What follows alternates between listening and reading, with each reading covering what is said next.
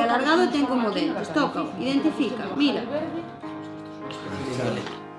Como teño agnosia visual, costame moito reconocer os objetos.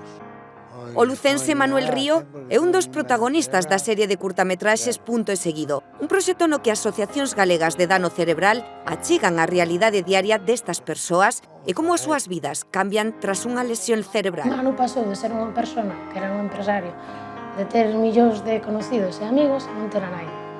Un punto e seguido, que tamén están a contar por toda Galicia a través das fotografías desta mostra, que se pode ver ata mañá en Sarria, na antiga prisión preventiva. Esta exposición é unha idea da Federación Galega de Dano Cerebral, FEGADACE, a que pertencemos nos a DACE Lugo, que se creou fai xa uns anos con os fondos que se recibiron para dar un pouco a coñecer cal é a vida, ao día a día das persoas con dano cerebral. A idea é mostrar ese día a día nos centros de Galicia, tanto en Lugo como en Coruña, en Ourense, en Santiago, en Vigo, e chámase así precisamente Punto e Seguido porque con isto que pretendemos mostrar é que despois dun dano cerebral a vida continúa e podemos seguir facendo moitas cousas.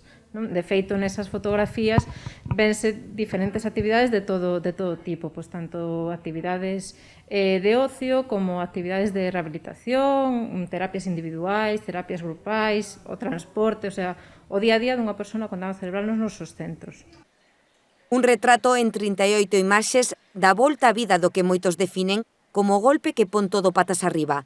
Un tsunami que a Susana chegoulle con 23 anos por unha parada cardíaca. Comezou de cero coa axuda de Adace. Antes non andaba, antes non falaba, antes non facía... Era como un bebé. A persona afectada, neste caso, a súa vida cambia por completo, pero cambia por completo para toda a súa familia. O dano cerebral adquirido é unha discapacidade que cada ano se presenta nas vidas dunhas 35.000 familias galegas.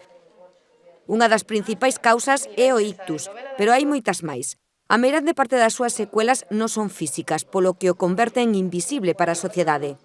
Pero no dano cerebral tamén temos as secuelas invisibles, que son moi difíciles de detectar e moi difíciles para convivir as familias, sobre todo destas persoas, convivir con esas secuelas invisibles, porque para o resto da sociedade tamén son moi difíciles de tratar e de vivir con elas. Por iso, estas imaxes están a dar a volta por toda Galicia para abrir as portas á realidade destas persoas. Amosar que o dano cerebral non é un punto final, senón un punto e seguido a unha nova vida.